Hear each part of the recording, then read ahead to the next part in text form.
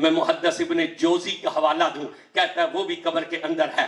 मैं शेख अब्दुल हक शाह मुहद्दिस देहलवी की बात करूं तो कहता है वो भी मरा हुआ है। मैं मौलाना जामी रूमी की बात करूं, कहता है वो भी मरा हुआ है। मैं इमाम बुखारी के उस्ताद की बात करूं, कहता है वो भी मरा हुआ है। मैंने कहा इसका मतलब ये है जो फौत हो गए हैं उनका हवाला देकर मिलाद नहीं पढ़ा जा सकता।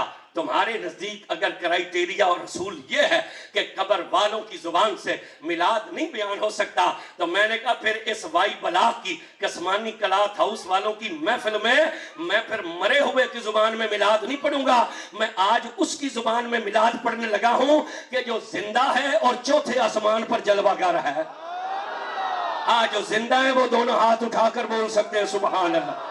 मैंने कहा मैं उसकी जुबान में मिलाद पढ़ने लगा हूं जो जिंदा है, मरा नहीं है, चौथे आसमान पर जलवागर है। नाम है उसका ईसा इब्ने मरियम, नाम है उसका ईसा इब्ने मरियम। और कादियानियत की मौत है हजरत ईसा का नजूल, इसलिए कि अब ईसा पैगंबरी का फर्ज अदा करने नहीं आएगा, अब यार की खिलाफत का ताज सजा कर आएगा ना। अब ईसा नबूवत का फर्ज नहीं अंजाम देगा, अब मोहम्मद करीम का गुलाम बनकर आएगा ना। मैंने कहा ले फिर मैं उसकी जुबान में मिलाद पढ़ रहा हूं जो जिंदा है चौथे आसमान पर। और ये जो चुप बैठे ना इन्हें ईसा अलैहिस्सलाम देख रहे हैं कि ये क्यों चुप बैठे हुए हैं। चौथे आसमान पर है। कुरान ने जिसकी शान बयान की, शानें तो इतनी है बयान ही नहीं हो सकती। एक वली का शान नहीं बयान हो सकता, फिर नबी का शान, और नबी भी बनी इसराइल का इज्जत वाला मुअज़्ज़ज़ पैगंबर जिसे बगैर बाप के पैदा किया जाए और जिसके अलकाब क्या थे रूहुल्लाह और कलिमतुल्लाह। मगर वक्त नहीं है कि मैं ज्यादा लंबी गुफ्तगू में जाऊं, मैं बढ़ता हूं आगे की तरफ। 5 मौजज़े कुरान ने उनके जिक्र किए। कितने मौजज़े जिक्र किए? आज जो पंचतन पाक के मानने वाले वो हाथ भी खड़ा करेंगे और बोलेंगे भी कितने मौजज़े दिए कुरान ने। कुरान ने कहा हमने ईसा को 5 मौजज़े दिए। पहला मौजज़ा क्या था? वो परिंदा बनाते थे मिट्टी का, और जब परिंदा बन जाता था तो वो फूंक मारते थे, वो जिंदा होकर उठता था। हमें तो मौलवी कहते हैं ये मक्खी का पर नहीं बना सकते, ये मच्छर का पर नहीं बना सकते, बल्कि इनके ऊपर मक्खी बैठ जाए तो ये उसे उड़ा भी नहीं सकते। हमें तो ये पढ़ाया जाता है पूरे सोशल मीडिया पर ये आयात और फिर उनका तर्जुमा, जिन्हें तुम मदद के लिए पुकारते, जिन्हें तुमने खुदा बना रखा है और मुश्किल कुशा और हाजत रवा बना रखा है, ये मक्खी का पर भी नहीं बना सकते, मच्छर का पर नहीं बना सकते। बस सिर्फ अल्लाह ही मुश्किल कुशा है, अल्लाह के सिवा ना कोई मुश्किल हल कर सकता है, ना कोई कुछ बना सकता है। ये हमें तो ये समझाया जाता है कितना जुल्म है ये अहले इस्लाम के साथ कि अल्लाह ने जो आयतें काफरों के रद्द में, बुतों के रद्द में नाजिल की कि ये जिन बुतों को तुमने खुदा बना रखा है ये मक्खी का पर नहीं बना सकते, ये मच्छर नहीं बना सकते, ये इन्हें उड़ा नहीं सकते, वही आयतें अहले इस्लाम पर जोड़ी जा रही हैं। और कितना कुरान के साथ धोखा किया जा रहा है कि मुसलमानों को मुशरिक बनाया जा रहा है, और वो आयतें नबियों और वलियों पर जोड़ी जा रही हैं। कहते हैं ये मक्खी का पर नहीं बना सकते, और कुरान कहता है ईसा पूरा परिंदा बनाते थे और फिर फूंक मारते थे, वो जिंदा होकर उड़ता था। कमाल है कि नहीं? अब बोलना है और याद भी रखना है। कल तुम्हें किसी चौक पर कोई मिले कि जी कोई कुछ नहीं बना सकता, तो उसे कहना कि कुरान तो कहता है ईसा पूरा परिंदा बना देते थे, तुम हमें पट्टी पढ़ा रहे हो, पर नहीं बना सकते, वो परिंदा बनाते थे। फिर क्या करते थे? फूंक मारते थे, जिंदा होकर उड़ता था। हमें कहते हैं फूंकों में क्या रखा है? तुम फूंके मरवाने जाते हो पीरों से, फूंकों में क्या रखा है? मैंने कहा सारी कहानी फूंक की है, ये फूंक निकल जाए तो कहानी भी खत्म हो जाती है। तो कई बंदे जी इस वजह तो उच्चा नहीं बोलते भी मता फूंक निकल ही ना जाए। मैंने कहा सारी कहानी फूंक की है, ये फूंक निकल जाए ना तो कहानी खत्म हो जाती है। तवज्जो कीजिएगा, 5 काम तो काफर की फूंक भी करती है। कितने काम? हाँ, जिसने अल्लाह को भी अल्लाह नहीं माना, जिसने हुजूर को भी नहीं बल्कि किसी पैगंबर को भी नहीं माना, जिसने जन्नत और दोज़ख को भी नहीं माना, जिसने फरिश्तों को भी नहीं माना, जिसका तसव्वुर यह है कि यह जमीन खुद ब खुद पैदा हुई है और दुनिया खुद ब खुद खत्म हो जाए, जो किसी का भी कायल नहीं है जो ईमान की हमारी शरायत है, किसी का भी कायल नहीं है। 5 काम उसकी फूंक भी करती है। अगर वो काफर आग जलाना चाहे, फूंक मारे, तो लकड़ियों को आग लग जाएगी कि नहीं लग जाएगी? बोलना पड़ेगा थोड़ा सा। अच्छा, अगर चिराग बुझाना चाहे, फूंक मारे, चिराग बुझ जाएगा कि नहीं बुझ जाएगा? इसका मतलब यह है कि काफर आग जला भी सकता है और आग, अब बोलिएगा थोड़ा सा। तकरार इसलिए करवा रहे हैं कि ये बातें याद रहें, वरना तकरीर तो हमने करनी है ना, आप तो सिर्फ सुनने के लिए आए। मगर इसलिए तकरार करवा रहे हैं कि बचपन में जब पढ़ते थे ना, तो उस्ताद क्लास को 2 हिस्सों में तकसीम करके कहता था चलो पहाड़े याद करो। तो वो जब आमने सामने से तकरार करते थे ना पहाड़ों की, तो वो नहीं भूले हमें आज तक। वो प्राइमरी वाले पहाड़े, वो जो हाई में याद किए हैं वो कोई नहीं याद, मुझे तो खुद नहीं याद है। लेकिन वो जो प्राइमरी में उस्ताद आमने सामने खड़ा करवा कर तकरार कराता था ना, 1 दूनी दूनी, वो नहीं भूले, इसलिए तकरार करवा रहे हैं कि याद रहे। यानी काफर आग जला भी सकता है और आग, अच्छा, सर्दियों में हाथ ठंडे हो जाएं, गर्म हो जाएंगे कि नहीं हो जाएंगे? अच्छा, और अगर चाय गर्म हो, फूंक मारे, ठंडी हो जाएगी कि नहीं हो जाएगी? इसका मतलब वो ठंडे को गर्म और गर्म को ठंडा, 4 काम हो गए। ले 5वां सुन लीजिए। ये जो बैलून होता है, जिसे गुब्बारा कहा जाता है, पंजाबी में पुगाना और आपकी सराइकी में फूंकना, इसमें फूंक लगाए तो फूल जाएगा कि नहीं फूल जाएगा? यानी 5 काम तो वो भी कर सकता है ना जिसने अल्लाह को भी अल्लाह नहीं माना। तो फिर मैं कहना चाहता हूं, अगर एक काफर जो हर चीज का मुनकर होकर फूंक लगाए तो उसकी फूंक 5 काम कर लेती है, तो जिसने सारी जिंदगी अल्लाह के रसूल के दीन पर चलकर और कुरान पढ़कर, मदीने वाले पर दुरूद पढ़कर, अहमदपुर सियाल के टिब्बे पर बैठकर कहा, ए तन रब सच्चेदा हुजरा, पा फकीरा जाती हूँ, ना कर मिन्नत खाज खिजरती, तेरे अंदर आवे आती हूँ। जब वो सुल्तान बाहू फूंक मारता होगा तो कितना असर होता होगा? जिन्होंने सारी जिंदगी खुदा और रसूल का जिक्र किया, फिर उस शाहरुख ने आलम की फूंक का क्या कमाल होगा? फिर उस बाबा फरीद की फूंक का क्या कमाल होगा? नहीं बोल नहीं रहे आप हज़रात। फिर उस बेरे अली शाह की फूंक का क्या कमाल होगा? फिर उस दाता अली अजमेरी की फूंक की क्या शान होगी? फिर उस मुइनुद्दीन अजमेरी की फूंक का क्या आलम होगा? अरे तवज्जो करना भाई बुला की, इस महफिल में आने वाला, ये मैंने नौकरों के नाम लिए। सुल्तान बाहू नौकर है, दाता गंज बख्श नौकर है, बाबा फरीद नौकर है, शाहरुख ने आलम नौकर है, हजरत सुल्तान बाहू गुलाम है। ये मैंने नौकरों के नाम लिए है, नबी के कंधों पर बैठकर मदीने में फिरने वाले शहजादों के नाम नहीं लिए। ये मैंने गुलामों का जिक्र किया है। मुझे आपके डीजी खान का तो नहीं पता, मुझे अपने झंग का पता है। जब शाम की नमाज होती है ना, तो छोटी छोटी बच्चियां अपने बहन भाइयों को उठाकर मस्जिद के दरवाजे पर खड़ी हो जाती हैं, और जब भी कोई नमाजी निकलता है वो क्या कहती हैं? चाचू इसे फूंक लगा दो। माँ जब भेजती है ना, तो वो ये नहीं कहती कि दाढ़ी वाला, दाढ़ी पूरी हो तो फूंक लगवाना, छोटी हो तो ना लगवाना, पढ़ा लिखा हो तो फूंक लगवाना, अनपढ़ हो तो ना लगवाना, अमीर हो तो फूंक लगवाना, गरीब हो तो ना लगवाना। नहीं, वो कहती है जो भी निकले, जो भी निकले। अब वो जो 7 रकातें अदा करके निकल रहा है ना, कितनी रकातें? 3 फर्ज, 2 सुन्नतें, 2 नफल, जिसे इन 2 सूरतों के अलावा सूरत भी और याद कोई नहीं। बस वो नमाज के लिए उसे 2 सूरतें याद है, अलहम्द शरीफ और सूरह इखलास। वो नहीं पढ़ा हुआ कुरान, वो नाम भी नहीं अपना लिख सकता है, बल्कि अपना नाम लिखा हुआ पढ़ भी नहीं सकता है, मगर ये 2 कुरान की सूरतों का नूर उसके कलेजे में भी मौजूद है।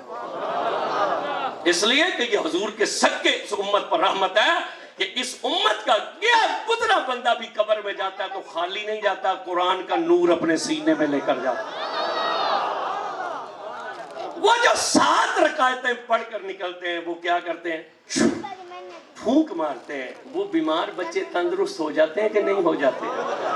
तो फिर मैं कहना चाहता हूँ, जो 7 रकातें पढ़कर फूंक मारे, उसकी फूंक से तो बीमार ठीक हो जाते हैं, तो जिसकी एक असर के लिए मदीने वाले ने सूरज को वापस मोड़ लिया था, उस शेर खुदा की फूंक में कितनी शान होगी। अगर 7 रकातें पढ़ने वाला फूंक मारे तो बीमार को फायदा होता है, तो जिसने सजदे में सर को कटा दिया था, जिसने सजदे में सर को कटा दिया था, फिर उस सैयद का मकाम क्या होगा। कुरान ने कहा हमने ईसा को ये शान दी, मिट्टी का परिंदा बनाते थे, फूंक मारते थे, वो जिंदा होकर उड़ने लग जाता था। कुरान ने कहा हमने ईसा को दूसरी शान ये दी, जब उनकी महफिल सजती थी ना, वो बताते थे तुम खा करके आए हो, घरों में बचा करके आए हो। ये इल्म गैब है, ये गैब का इल्म है।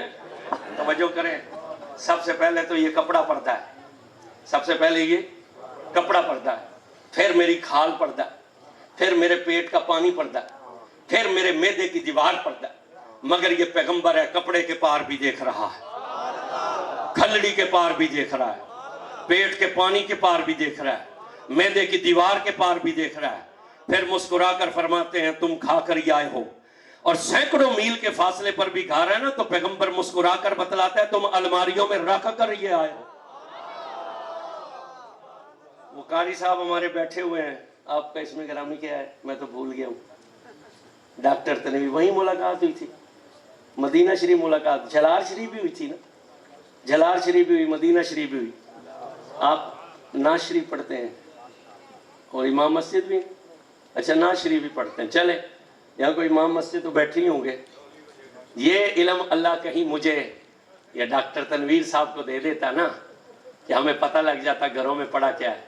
असल तो फिर वो मुरीद ताड़ना ही जिसे घर कोई देसी कुकड़ पके हो गए। ये गैब का इल्म है कि नहीं। पैगंबर बतलाता है खा करके आए हो और घरों में, ऊंचा बोलिए, जोर से ना बोलना, बचा करके आए। ये तुम्हारे वजीर खजाना को पता चल जाए ना, तो फिर इंशाल्लाह टैक्स से बचेगा कोई नहीं, बचा हुआ पहले भी कोई नहीं है। पता नहीं कहां कहां से टैक्स लेते हैं। ये जो टूल प्लाजों को हम देते हैं, ये टैक्स ही तो होता है और क्या होता है। हर जगह तो हम टैक्स दे रहे हैं, अभी भी कहते हैं कौम टैक्स नहीं देती। चले बहरहाल तवज्जो कीजिएगा, ये गैब का इल्म अल्लाह ने कहा ये शान दी हमने। बतलाते थे खा करके आए हो और घरों में बचाकर। कुरान ने फरमाया तीसरी शान हमने ईसा को ये दी, उनकी खिदमत में कोढ़ का मरीज आता था, पैगंबर उसके जिस्म पर हाथ लगाते थे। नबी का हाथ बाद में जुदा होता था, मरीज पहले तंदुरुस्त हो जाता था। कर सकता है कोई मरीज को तंदुरुस्त हाथ लगाने से? है कोई ऐसा डॉक्टर इस डेरा गाजी खान की जमीन पर जो मरीज को हाथ लगाए मरीज तंदुरुस्त हो जाए? अरे डीजी खान तो क्या, रुए जमीन पर कहीं भी ऐसा डॉक्टर नहीं मिलेगा जो मरीज को हाथ लगाए और मरीज तंदुरुस्त हो जाए। मगर ये पैगंबर है, कोढ़ के मरीज को हाथ लगाता है, मरीज तंदुरुस्त हो जाता है। फिर मुफस्सिरीन ने लिखा मरीजों की तादाद ज्यादा होने लगी। हजरत ईसा के पास इतना वक्त नहीं होता था कि वो हर मरीज को हाथ लगाते। पैगंबर क्या करते थे, अपने कंधे से चादर उतार कर अपने किसी सहाबी को देते, उनका सहाबी मरीज को कपड़ा लगाता था, कपड़ा बाद में जुदा होता था, मरीज पहले तंदुरुस्त हो जाता था। मैं यह कहना चाहता हूं, लोग कहते हैं नबी मुश्किल कुशा नहीं, यहां तो नबी का कपड़ा भी मुश्किल कुशा बना हुआ है। लोग कहते हैं कि नबी मुश्किल कुशा नहीं, यहां तो नबी का कपड़ा भी मुश्किल। और एक नबी के कुर्ते का तो कुरान में भी जिक्र आया। जब 8 भाई पहुंचे यूसुफ अलैहिस्सलाम के पास और वो तख्त पर बादशाह बने हुए थे, चेहरे पर नकाब थी, उन्होंने नहीं पहचाना। पूछा कहां से आए हो? किनान से। किस लिए आए हो? अनाज चाहिए। फरमाया अच्छा ठीक है मिल जाएगा। क्या हाल है हजरत यकूब अलैहिस्सलाम का? वहां होते थे। अब उन्होंने कहा हाँ, उनका एक छोटा बेटा था यूसुफ जिसे भेड़िया खा गया था बचपन में। अब ये यूसुफ अलैहिस्सलाम को कहानी सुना रहे, उसकी जुदाई में रो रो कर आंखें सफेद हो गई। फरमाया अच्छा जाओ आराम करो, कल तुम्हें जब अनाज देंगे ना तो मैं तुम्हें अपना कुर्ता अता करूंगा, मेरा कुर्ता ले जाना, उनके चेहरे पर डालना, आंखें रोशन हो जाएंगी। कुरान ने कहा इज़हबू बी कमीसी, ले जाना हमारा कुर्ता। मैं यहां पूछना चाहता हूं, अगर आपकी तवज्जो मेरी तरफ है, ये जो 8 भाई आए थे, ये यूसुफ अलैहिस्सलाम को नबी समझकर हम कलाम थे या बादशाह समझकर हम कलाम थे? हाँ, अल्लाह आपको सलामत रखे जो बोल रहे हैं, बादशाह समझकर या नबी समझकर? अच्छा, तो यूसुफ अलैहिस्सलाम जो उन्हें जवाब दे रहे हैं वो बादशाह बनकर दे रहे हैं कि नबी बनकर दे रहे हैं? बादशाह बनकर दे रहे हैं। तो फिर बादशाही का तकाजा तो ये था ना, क्या नाम है जी आपका, और आपका क्या नाम है? शहबाज। तो ये यूसुफ अलैहिस्सलाम जो जवाब दे रहे थे, बादशाह बनकर दे रहे थे या नबी बनकर दे रहे थे? बादशाह बनकर दे रहे थे। तो फिर बादशाही का तकाजा तो ये था ना कि फरमाते जब कल तुम्हें दाने देंगे तो शाही हकीम को तुम्हारे साथ भेज देंगे, किसी शाही तबीब को भेजेंगे, किसी शाही सन्यासी को भेजेंगे, वो जाएगा दवा दारू करेगा, आंखें ठीक हो जाएंगी। मगर पैगंबर ने क्या कहा? हमारा कुर्ता ले जाना। अच्छा, थोड़ी सी तवज्जो उलमा जरा ज्यादा करेंगे। नबी ने नबी की तरफ कुर्ता भेजा है, नबी ने नबी की तरफ कुर्ता भेजा। कुर्ता मिस्र से चला, किनान की सरहद पर पहुंचा। यकूब अलैहिस्सलाम ने वो जो 9वां बेटा था ना बिन्यामीन, जो यूसुफ अलैहिस्सलाम का मां से भी सगा था, उसे खिदमत के लिए छोड़ गए थे। उन्होंने बिन्यामीन से कहा, बिन्यामीन मुझे मेरे यूसुफ की खुशबू आ रही है। तुम कहते हो दीवार के पीछे नहीं जानते, वो तो खुशबुएं सूंघ लेते हैं। मुझे मेरे यूसुफ की खुशबू आ रही है। ये हदीस नहीं जिसे कोई मुल्ला ज़ईफ कहे, कुरान कहता है कुर्ता लाया गया, नबी के चेहरे पर डाला गया, फिर जब उठाया गया आंखें रोशन हो गई थी। मैं यहाँ एक जुमला कहना चाहता हूँ, यूसुफ अलैहिस्सलाम का कुर्ता चेहरे पर डाला, आंखें रोशन हो गई, अपना क्यों नहीं डाला? खुद भी तो नबी है, मकाम में भी ज्यादा है, बहैसियत बाप भी ज्यादा है और मकाम में भी। क्योंकि जब तक यूसुफ अलैहिस्सलाम की नबूवत का ऐलान नहीं होता, क्योंकि हर नबी ऐलान करता था 40 साल की उम्र में, सवाए ईसा अलैहिस्सलाम के हर नबी ये 40 साल की उम्र में। तो जब तक यूसुफ ने ऐलान नबूवत नहीं किया, कलमा तो उन्होंने याकूब का ही पढ़ा था ना।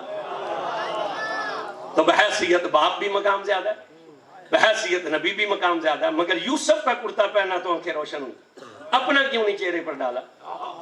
वो बतलाना चाहते थे लोगों, जिनके यूसुफ की शान ये है, उनके मोहम्मद की शान क्या होगी? मैंने सुभान अल्लाह तो आपके कलेजे से निकलनी चाहिए थी। जिनके यूसुफ की शान ये है, उनके मोहम्मद का शान क्या होगा? कुरान ने। अच्छा, ये कहते हैं नबी मुश्किल शान है, यहाँ कपड़े मुश्किल कुशाई कर रहे हैं कि नहीं कर रहे? हजूर पर्दा फरमा गया, विसाल मुबारक हो गया। हजरत उम्मे सलमा मोमिनों की माँ उम्मुल मोमिनीन है, फरमाती है हजूर का एक जुब्बा जो था ना, ये जो अभी हमने उतारा ये जुब्बा होता है, ये जो पहनी हुई है ये तोप है, ये जुब्बा था। फरमाती है हजूर का एक जुब्बा जो था ना, वो मेरे हिस्से में आया, मैंने वो जुब्बा संभाला। फरमाती है फिर सरकार के विसाल के बाद, जब तक सरकार ज़ाहिरी तौर पर थे ना, तो लोग फिर किसी और के दर नहीं जाते थे, तो सरकार के पास जाते थे। फिर जब सरकार पर्दा कर गए, अब लोगों ने देखा कि यह सैयदा आयशा का दरवाजा है, या जहरा का दरवाजा है, या हजूर की जो है वो अजवाज के दरवाजे, या अहले बैत के दरवाजे। अब वो फरमाती हैं मरीज आते थे, लोग बीमार हो जाते तो वो मेरे पास आते। जब वो मेरे पास आते तो सैयदा उम्मे सलमा फरमाती हैं मैं दम शम नहीं करती थी, मैं दम शम नहीं करती थी। मैं क्या करती थी? हजूर का जुब्बा पकड़ती थी, उसका एक कोना पानी के प्याले में डुबो कर निकाल लेती थी, वो पानी मरीज को पिलाती थी, मरीज तंदुरुस्त हो जाता था। तुम कहते हो नबी मुश्किल कुशा नहीं, यहां तो नबियों के कपड़े भी मुश्किल कुशा बने हुए हैं।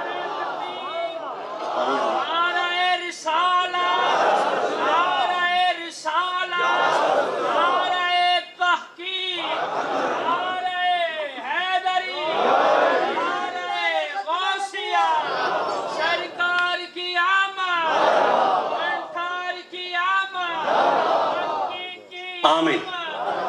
यहां तो नबियों के कपड़े भी मुश्किल कुशा बने। कुरान ने चौथी शान बयान की। कुरान ने कहा हमने ईसा अलैहिस्सलाम को यह शान दी, मादरजाद अंधा उनकी खिदमत में आता था, पैगंबर चेहरे पर हाथ रख के हाथ बाद में उठाते थे, आंखें पहले ही रोशन हो जाती थी। कितनी तरक्की कर गई आपकी साइंस। ये सिर्फ सफेद मोती है क्या इलाज कर सकते? मोतिया काला हो जाए तो वो कहता है सॉरी, इसका इलाज अभी दरियाफ्त नहीं हुआ, मगर ये पैगंबर है। मादरजात जो मां के पेट से अंधा पैदा हो, उसके चेहरे पर हाथ रख, हाथ बाद में जुदा होता है, आंखें पहले ठीक हो जाती। शान है कहीं। लीजिए जी, शुएब साहब और शहजाद साहब, अब कुरान ने पांचवी शान बयान की। कुरान ने कहा हमने ईसा अलैहिस्सलाम को ये शान दी थी कि हजरत ईसा ठोकर मारते थे तो मुर्दा जिंदा होकर खड़ा हो जाता था। कुरान कहता है हमने ये शान दी, ठोकर लगाते थे मुर्दा जिंदा होकर खड़ा हो जाता था। आसान काम है मुर्दा जिंदा करना। सुन्नियों से सुभान अल्लाह करानी इतनी मुश्किल होती है, तो मुर्दा जिंदा करना कितना मुश्किल है। मगर कुरान कहता है ठोकर लगाते थे, मुर्दा जिंदा होकर खड़ा हो जाता था। मैं बड़ी जिम्मेदारी से अर्ज करने लगा हूं, मुर्दा जिंदा करने के लिए ईसा अलैहिस्सलाम को 5 काम करने पड़ते थे। कितने काम करने पड़ते थे? जिसे जिंदा करना होता था उस पर नजर डालते थे, फिर अपने पांव को उठाते थे, फिर पीछे ले जाते थे, फिर पूरी कुव्वत से आगे की तरफ मारते थे। जब मारते थे ना, तो जब वो ठोकर लगती थी तो फिर मुंह से बोलते थे कुम बेइज़्निल्लाह, उठ अल्लाह के हुक्म से। ये 5 काम करते थे तो मुर्दा उठता था। ये ईसा है, हुजूर नहीं। हाँ, ये ईसा है, हुजूर नहीं। हुजूर ठोकर नहीं लगाते हैं।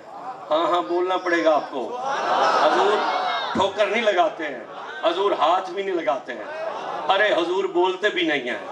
अल्लाह की कसम हुजूर देखते भी नहीं थे। हुजूर तो सिर्फ करीब से गुजर जाते थे। हुजूर सिर्फ गुजरते थे, पत्थर भी हुजूर का कलमा पढ़ना शुरू कर देते। हुजूर सिर्फ करीब से गुजरते। मैं मुस्लिम शरीफ की हदीस पढ़ देता हूँ। कौन है वो? बुहेरा राहब है, मुद्दत से बैठा हुआ है सरकार के इंतजार में, सालों से नहीं अशरों से। अशरा किसे कहते हैं? 10 को। अशरों से बैठा हुआ है, आसमानी किताबों में पढ़ा है आखिरी नबी मक्के में जलवागर होगा। वो एक चौराहे में आकर बैठ गया, जैसे आपका चौक कुरैशी है, जहां से एक रास्ता मक्के को जाता है, एक मदीने को जाता है, एक शाम को, एक यमन को। उसने पढ़ा था 9 साल की उम्र में वो पैगंबर इस रास्ते से गुजरेगा। वो बैठ गया। अब कितने अरसे से बैठा था ये कोई नहीं पता। ये जरूर है कि अशरों से था, 70 साल से था, 80 साल से था, 50 साल से था, उम्रें ज्यादा होती थी। बैठा हुआ था इबादतगाह बनाकर, किसी से सलाम भी नहीं लिया था। सिर्फ एक खिड़की उसने अपने इबादत खाने में रखी थी और वो खिड़की भी मक्के की तरफ खुलती थी। सरकार की ज़ाहिरी उम्र हुई 9 साल। हजूर के चचा अबू तालिब शाम जाने लगे तिजारत पर। सरकार को पता चला तो रो पड़े और रो कर कहा चचा मुझे साथ ले जाओ। उन्होंने कहा प्यारे मोहम्मद सफ़र ख़तरनाक है, तू फूल की पंखड़ी से भी नाजुक है। मेरा जो बड़ा बेटा है ना, वो अब 6 साल का हो गया माशाल्लाह। बेटियां 3 बड़ी हैं, बेटे 2 हैं, एक 4 साल का, एक 6 साल का। वो देर से शादी थोड़ी सी की। एक बहन और उसके खामिद फौत हो गए थे, फिर उनके 4 बच्चे थे, उन्हें पाला। जब वो समझ बूझ के काबिल हो गया, फिर मैंने शादी की 40 साल की उम्र में, बल्कि 42 साल की उम्र में। तो मैं, वो भी मेरी जो शादी के तरीके रखी है वो अचानक ही रखी। मैं तो मदीना शरीफ था, मेरे वाले साहब ने मुझे फ़ोन किया कि वो तुम्हारे, मेरी एक सिस्टर इन लॉ नॉर्वे होती हैं, अभी वो आए हुए हैं, उन्होंने तो चले जाना है, आपके जिस दिन आपने आना उस दिन उन्होंने जाना है, तो 2 दिन पहले आ जाओ वरना 1 साल पड़ जाएगा। मैंने एजेंट को बात की, उसने कहा ठीक है 11 मई की आपको ना वो फ़्लाइट 10 मई की मिल जाएगी। मैंने 10 मई की फ़्लाइट ले ली। जब आखिरी सलाम हजूर को पेश करने के लिए गया ना, तो फिर मैंने सरकार से अर्ज़ की कि या रसूलल्लाह मुझे पहले 3 बेटियाँ दीजिए, क्योंकि आपका फरमान है कि जिसे अल्लाह 3 बेटियां दे वो उन्हें पाले पोसे जवान करे, उनकी अच्छी तालीम तरबियत करे और उनकी अच्छे घरों में शादी कर दे। वो क़यामत को मेरे इतने करीब होगा जितनी उंगली से उंगली के करीब है। सरकार ने मुझे फिर 3 बेटियां अता की। मेरी आखिरी बेटी जब पैदा हुई तो मैं काबे का पर्दा पकड़कर आखिरी दुआ मांग रहा था वापसी के लिए। 19 साल में 26 मरतबा मेरी हाजिरी हो चुकी है। मैंने आज तक तवाफ़े विदा नहीं किया, क्योंकि मैंने कुछ सफर अपने मुर्शद के साथ किए थे। उन्होंने मुझे कहा था कि बेटे तवाफ़े विदा न करना, काबे को अलविदा तो वो करे जिसने दोबारा आना ना हो। काबे को वो जो अलविदा करके जाए जिसने दोबारा आना ना हो। बस आखिरी लम्हे में जाकर गलाब पकड़कर ये कहा करो कि या अल्लाह मैं इसलिए तवाफ नहीं कर रहा कि मेरा ईमान है और यकीन है कि तुम मुझे दोबारा बुलाएगा। तो मैं आखिरी दुआ मांग रहा था तो मुझे फोन आया कि अल्लाह ने रहमत भेज दी। फिर उसके महीने 2 महीने बाद मैं फिर दोबारा हाजिर हुआ। फिर मैंने सैयदा फातिमा ज़हरा की बारगाह में अर्ज किया कि हजूर को सबसे ज्यादा मोहब्बत आपसे थी। हाँ, सबसे ज्यादा मोहब्बत जो थी ना हजूर को, वो सैयदा से थी।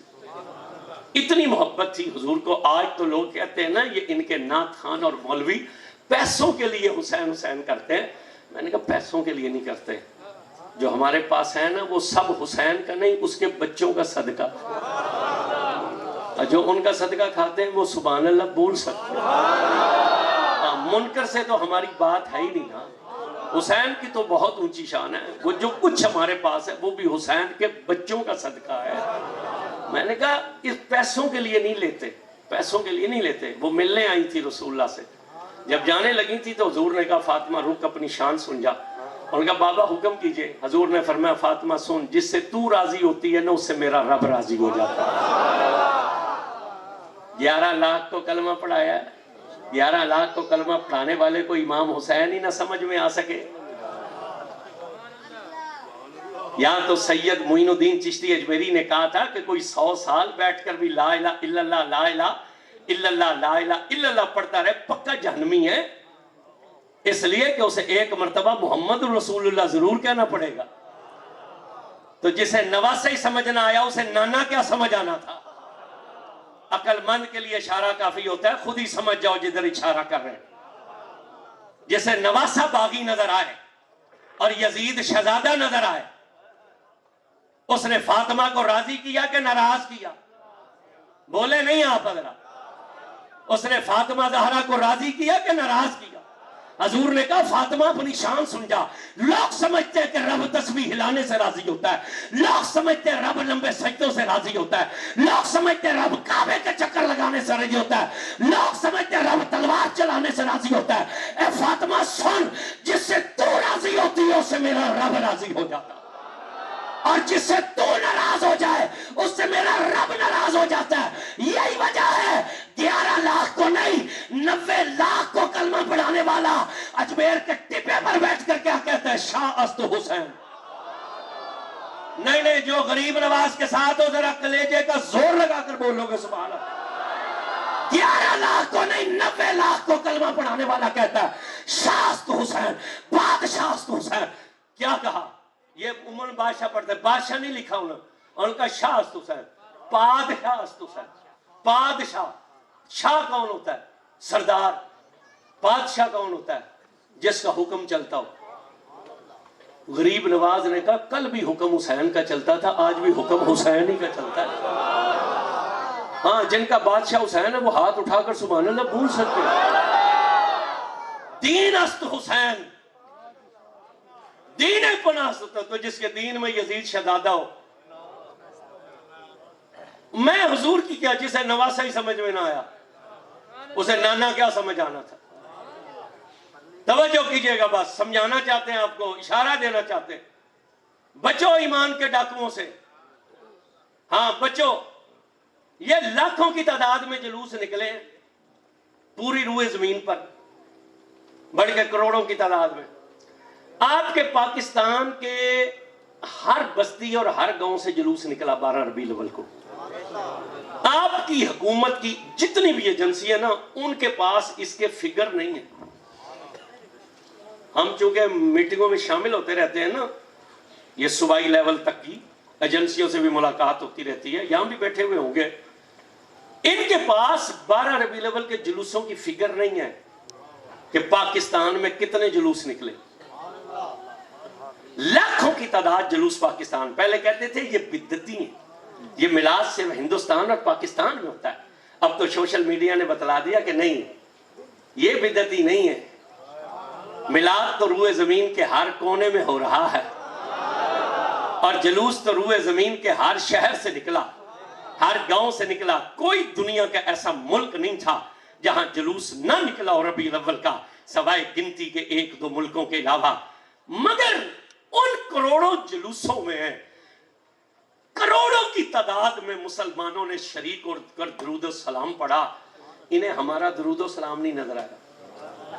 अगर उस 50 लाख जुलूसों के अंदर 50 जुलूसों के अंदर लड़कों ने गैर शरई हरकतें की, वो कवालियों पर नाचे, इन्होंने वो नाच गाने वाली वीडियो चढ़ा कर ना नेट पर कहा ये इनकी ईद मिलाद है। करोड़ों लोगों का दुरूद और सलाम नहीं नजर आया। मैं पूछना चाहता हूं हुजूर से दुश्मनी क्या है तुम्हें? मैं पूछना चाहता हूं रसूलुल्लाह से अदावत क्या है तुम्हें? मगर आप लोगों ने कहना हो छोड़ो जी, तो मौलवियों के झगड़े ऐसा था, नमाज पढ़नी है जिस मर्जी के पीछे नमाज पढ़ लो। दुश्मनी क्या है रसूलुल्लाह से? तुम्हारा डॉक्टर आए तो तुम उसके आने पर खुशियां मनाओ और हुजूर के आने पर गम मनाओ। तुमने कलमा किस चीज का पढ़ा? तुमने कल इसलिए तो बरेली के ताजदार ने कहा था ना, और तुम पर मेरे आका की इनायत न सही, नजदियों कलमा पढ़ाने का भी एहसान गया। और तुम पर मेरे आका की इनायत न सही, नजदियों कलमा पढ़ाने का भी एहसान गया। तवज्जो करना, वो मैं समझा रहा, बात बता रहा था। आज मैं उसे ना चुप करके छोड़ा हूं। उसकी मां ने कहा था मुझे कि ये स्कूल जा रहा है, आप चुप करके निकल जाए, इसे ना बताना। लेकिन वो जब से वो आया तो वो रो रहा है मुसलसल। अभी 2-3 बार फोन आ गया, अभी आओ मुझे लेके। वो मेरे साथ हर महफिल में अब जाता है जब से रबीउल अव्वल का चांद चढ़ा, सारी रात जाग। हमारा 12 रबीउल अव्वल का जो मरकज का जुलूस है ना, वो 8 किलोमीटर पैदल चलता है। मेरे मोरों का मसला, मैं आधा किलोमीटर भी पैदल नहीं चल सकता हूँ, लेकिन 12 रबीउल अव्वल वाले दिन मैं 8 किलोमीटर पैदल चलता हूँ। क्यों? कि या रसूल अल्लाह, सारा साल तोड़ा खाया, आज ते हलाल करने का दिन है। हजूर सारा साल आपका खाया, आज तो हलाल करना है। ला इलाहा इल्लल्लाह मुहम्मद रसूलुल्लाह। मैं 8 किलोमीटर चला हूं, मेरा बेटा भी 8 किलोमीटर पैदल चला। बड़ी मिन्नतें की बच्चों ने, मुरीदों ने, खलीफों ने, नमाजियों ने, उठा लेते हैं। उसने कहा नहीं। जब मस्जिद के करीब हम पहुंचे ना, आधा किलोमीटर मस्जिद रह गई, मैंने उसे देखा, मेरी आंखों से आंसू गिरने लगा। मैंने कहा वाह सैयदा, बेटा भी वो लेकर दिया है हजूर से जो 6 साल में हजूर के लिए 8 किलोमीटर चल रहा है। जब 20 साल का होगा तो हजूर के लिए कितनी कुर्बानी देने वाला होगा। बस आपसे ये कहेंगे, अपनी औलादों को हजूर के गुलाम बनाओ। जुम्मा पढ़ने के लिए जाते हो, इन्हें अपने साथ लेकर जाया करो। महफिलों में जाते हो, इन्हें साथ लेकर आओ। क्यों? ये जब हजूर की शानें सुनेंगे ना, तो ये बड़े होकर मुनकर नहीं बनेंगे, ये बड़े होकर हजूर के आशिक बनेंगे। और अगर तुमने इनकी तरफ तवज्जो न दी, ये किसी मिर्जे के हत्थे चढ़ जाएंगे, ये किसी डॉक्टर के हत्थे चढ़ जाएंगे, ये किसी और के हत्थे चढ़ जाएंगे। अपनी औलादों पर तवज्जो दो, बस तवज्जो कीजिएगा। वो 9 साल की उम्र थी, हजूर रोने लगे। चचा ने कहा महबूब ना रोइए, मैं सब कुछ बर्दाश्त कर सकता हूं, मगर तेरा रोना नहीं गवारा कर सकता। कायनात में किसी बाप को अपने बेटे से इतनी मोहब्बत नहीं जितनी जनाब अबू तालिब को हुजूर के साथ मोहब्बत है। पंखा लग सकता है यहाँ पे, पंखा पेडिस्टल फैन वो तो लगवाएं, जरा यहाँ पे लगवाइएगा। तवज्जो कीजिए, हजूर की सवारी आ रही थी। अब वो काफला चल पड़ा। वो पहाड़ से काफला उतरा तो कुरैश सारे थे आगे और सरकार की ऊंटनी थी सबसे आखिर में। वो बुहेरा राहब इबादत कर रहा था, उसे गर्मी महसूस हुई। उसने खिड़की खोली, खिड़की खुलती थी मक्के की तरफ। जब खिड़की खोली ना, तो उसकी नजर पहाड़ की चोटी पर पड़ी। उसने देखा कि पहाड़ की चोटी से एक सवार उतर रहा है। वो सवार ऊंटनी पर सवार है और ऊंटनी पर बदली ने साया किया हुआ है। ऊंटनी पर बदली ने साया, उसके होश उड़ गए। उसने कहा ये तो हुजूर आ गए। ये कसमानी कलात वालों ने मिलाद मनाकर यही तो दुनिया को बतला रहे हैं कि लोगों हुजूर आ गए हैं। उठकर खड़ा हो गया, होश उड़ गया। उसने कहा ये तो हुजूर आ गए। वो दौड़ा बाहर की तरफ। उसके घर के बाहर ना एक बरगद का दरख्त था, बोड़ का।